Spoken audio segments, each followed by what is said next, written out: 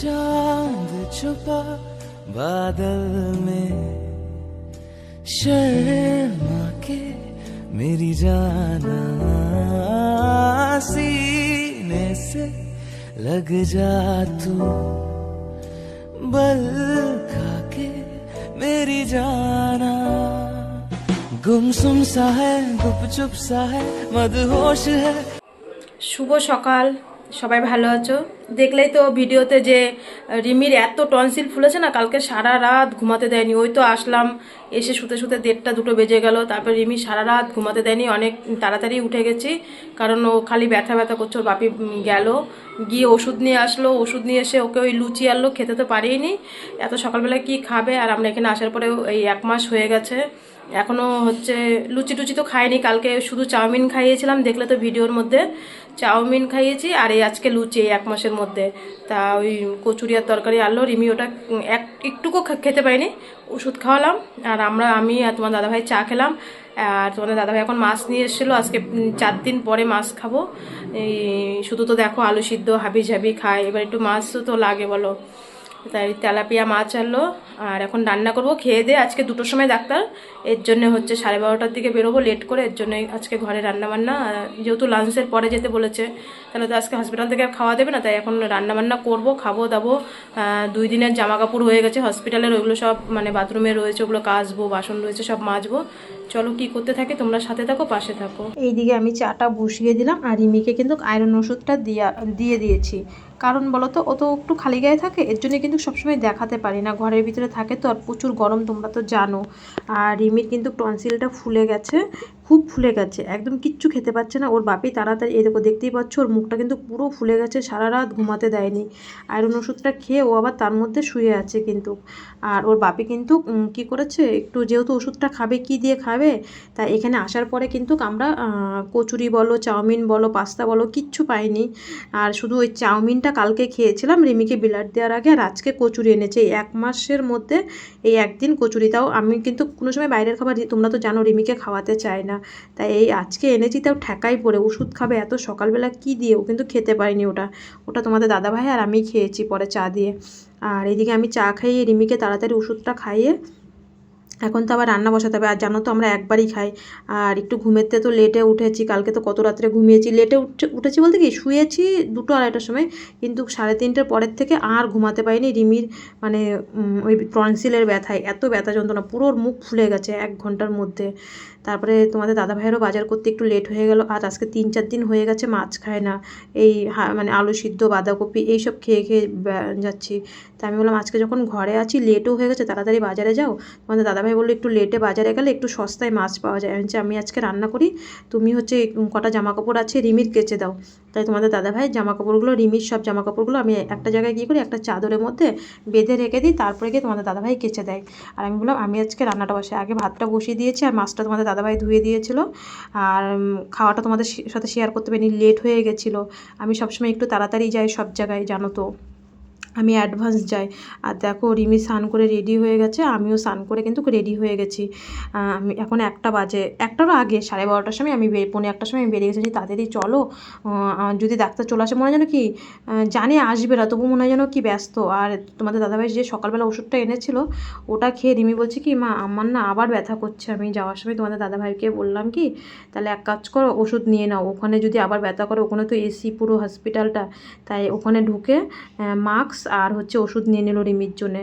আর দেখো হন্ত হন্ত ছুটে ছুটে যাচ্ছি। আর এত রোদ উঠেছে জানো না, এত গরম, রোদটা মানে মাথার উপরে খাকা খাকা করছে। আর কি গরম লাগছে জানো না, এখানে এত গরম, মানে কি বলো তো, জামাও ভেজে না, আবার এদিকে প্রচুর গরম লাগে, কেমন জানি একটা গরম, আবার গায়ের মধ্যে চিটপিট চিটপিট করে।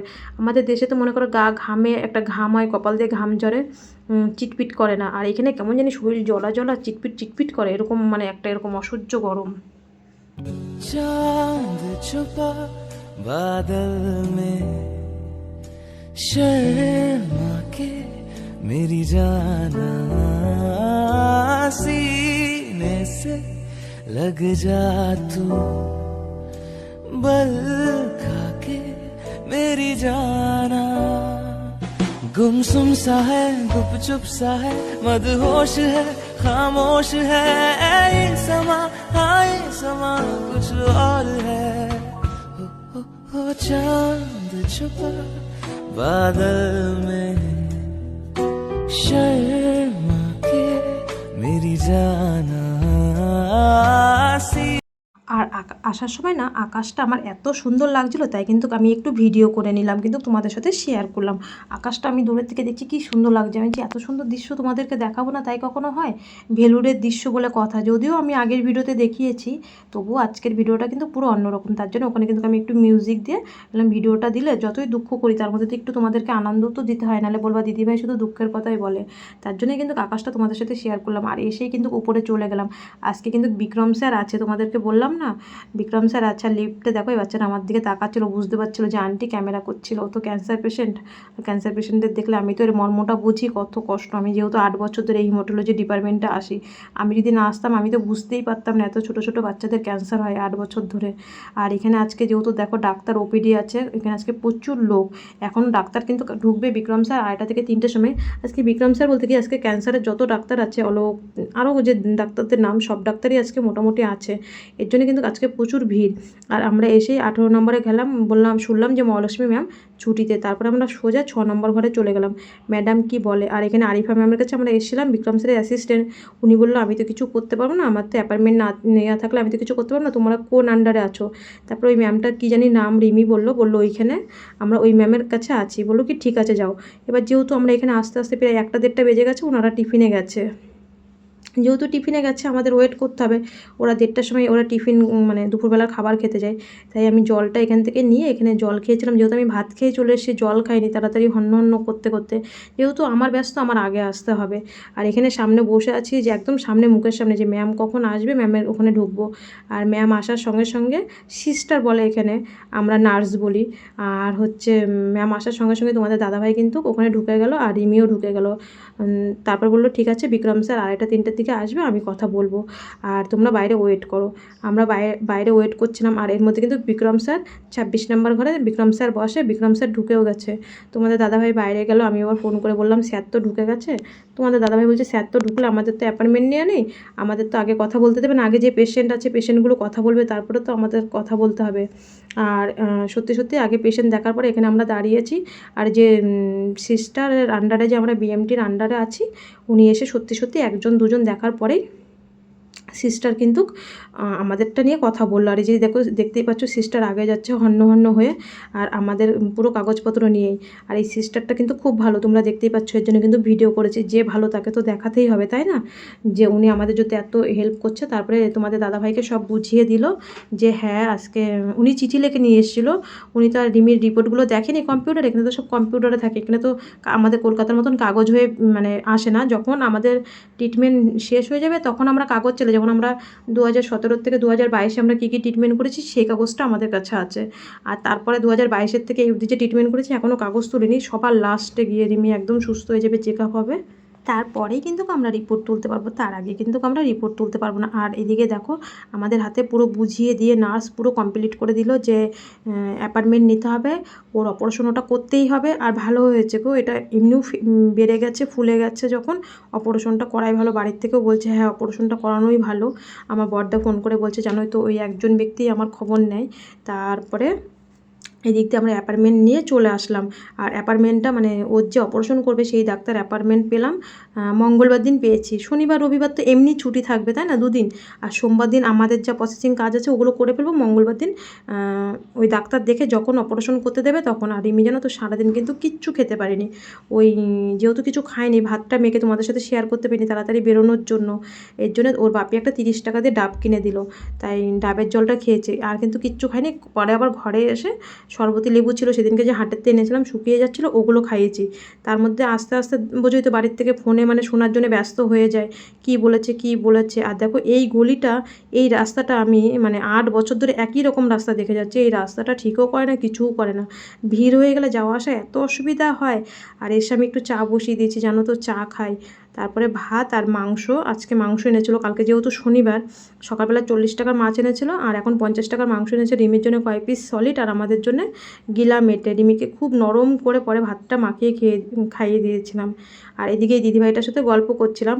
আর ভাতটা খেতে খেতে তোমাদের সাথে শেয়ার করতে পারিনি, কারণ আমার বড়দা ফোন করেছিল, তারপরে ছোটো বৌদি ফোন করেছিল, ওদের সাথে কথা বলতে বলতে তোমাদের সাথে আর শেয়ার করা হয়নি রান্নাটা।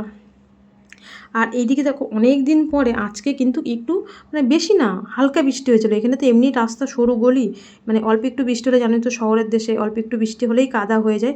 আর আজকে কিন্তু হালকা অল্প একটু বৃষ্টি হয়েছিল, বেশি হয়নি।